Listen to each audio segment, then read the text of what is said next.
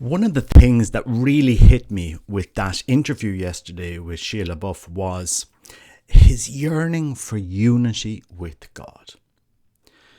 And this is what we sometimes forget when we talk and blog about traditional Latin Mass, and an error which I fell into.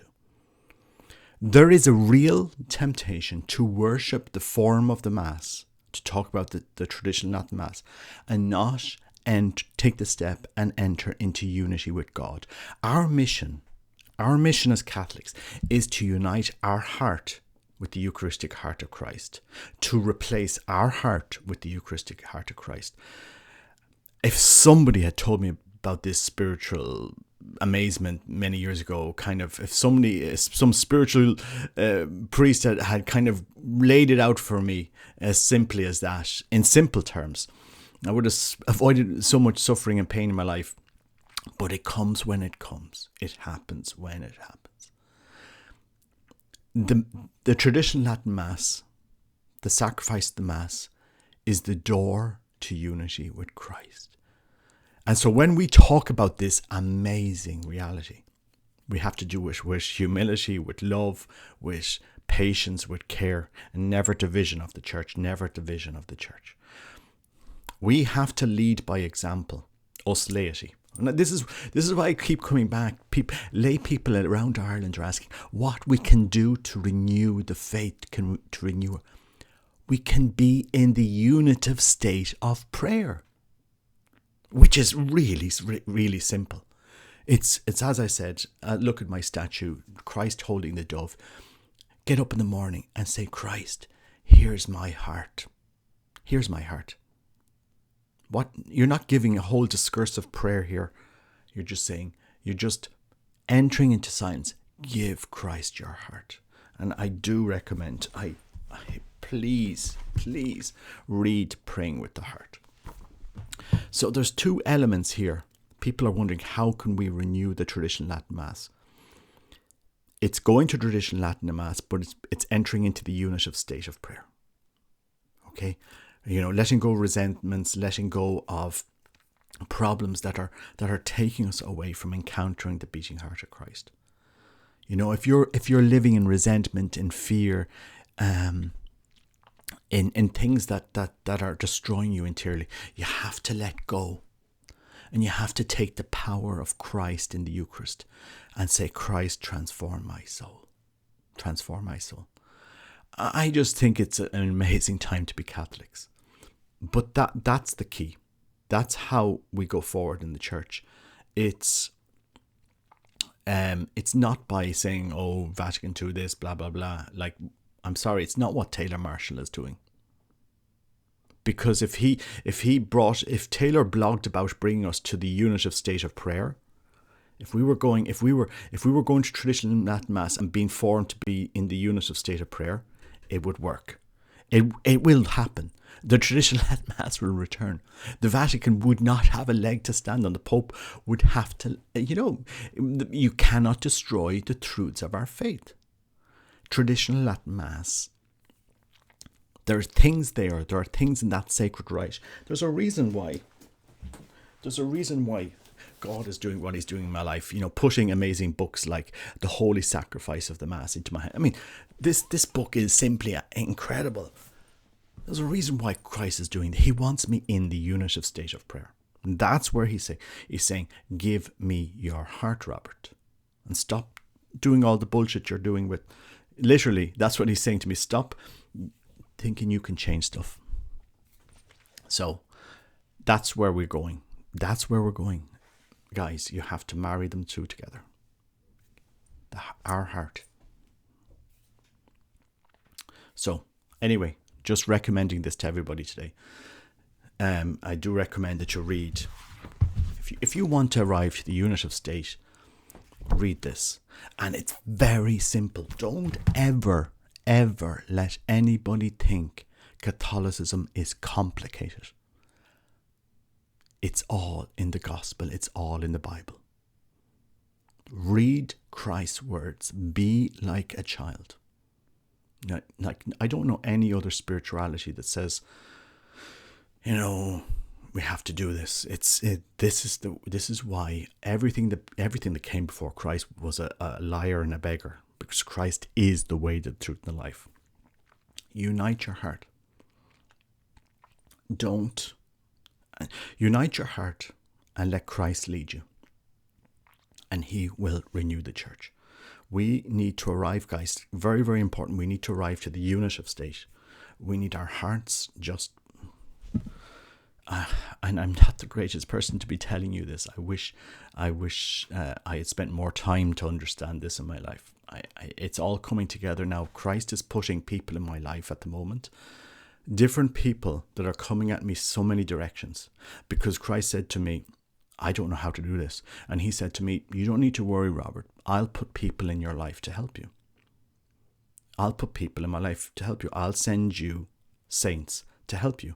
And He's sending me people at the moment, which I said, I never thought I'd see this.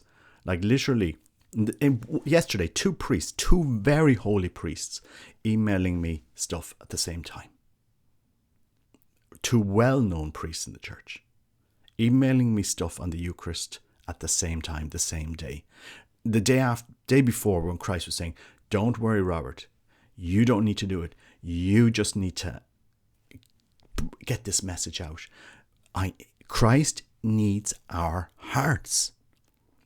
He needs our hearts. He needs people to give their heart, like that bishop in India going to be a hermit, in a sense. That bishop knows what's happening in the church. He knows. He's probably giving his life for he knows. We have to be in the unit of state of prayer. There is something coming for the church, and if we're not in that state, we will fall. We will fall. And this is where we will move mountains in the church. People are wondering, how can we do this? How can we reform the church? How? With your heart. And it's simple. You don't need to pay a penny. You don't need to buy a book. You don't need to sign up to some course. It's simple. It's in every church. It's the Eucharist. It's the Eucharist. Remember this. And this is how we will transform the church. Uniting our hearts to Christ. Very, very easy. Very simple. Because being like a child and giving your heart to somebody who loves you. It's very easy. And at the same time, it's so easy, people don't do it. Like I did. Sure, I knew this. People had told me about this. I do remember people mentioning this to me. And just going, whoop. Sure, I don't know how. We kind of sell ourselves to the fact we can't do this. We self-defeat our own spiritual lives, which is bizarre. We self-defeat our own, like the devil or something in ourselves saying, look, you can't arrive to that because you've done this and this and this and this, and your life is this, this, this, and this. So you can't arrive to the unit of state of prayer. That's not something you can achieve, Robert. You're not a saint, Robert. You'll never be a saint, Robert. Those are the voices that go through our spiritual life. And you have to say, stop. No, that's not what Christ wants in the Eucharist. That's actually cheapening Christ's sacrifice. He wants our hearts. He wants us to be saints. I was in prayer one day, and what Christ was showing me, we were all in a big auditorium, and I'm standing at the back of the auditorium. When I hear people saying, well, I might spend time in purgatory. Well, it's like people standing at the back of the auditorium. Christ is at the front. He's looking at you and he's saying, Robert, at the back there. Now, I have a front row seat down here, Robert. Can you please come down and sit with me? And you're looking at Christ saying, Christ, I'm okay here at the back. But I'll listen to you, but I'm okay here at the back of the auditorium. And Christ will say, that's okay. And he looks around the auditorium. Guys, is there any other guys up here who would like to come down to the front row seats with me? And several people move down. And you're there at the back. After being invited up to be beside him. That's how stupid we are in the spiritual life sometimes. We don't take the step. There's no way I'm going to purgatory. I'm just telling you. I'm going to go to the beating heart of Christ. I'm going to go to that invitation that he has given me. That's how audacious we have to be in the spiritual life. And you get there with confession, with the Eucharist, studying our faith, purifying yourself, purifying your intentions, taking stripping away everything that's been separating you from God, talking to others, talking in the church, praying with others.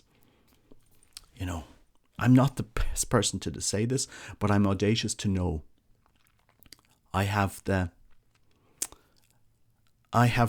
vision to know that this is what Christ wants. And I don't care what anybody says. If people see me as the madman, off yous go. I have nothing to lose. People are contacting me, Robert, what you're doing in your channel, you're going to lose people. You're gonna turn people off from the message. You're a bit all over the place here. Are you sure you want to do this? I have nothing to lose. I don't make money from this. This is my life. In sense that this channel, what I'm saying, it doesn't matter. I'm speaking from the heart. I'm speaking from the heart. One thing, because you want to know who's inspiring this, who's driving this. The gentle traditionalist, Roger Buck. You need to, one, pray for him and buy the book. The gentle traditionalist returns. Tradition is going to return. Buy this book. Please, please, please, please, please. We have to renew the faith in the church. We have to lead people to the unitive state of prayer. We have to open hearts to the Sacred Heart. God bless. Take care. Bye-bye.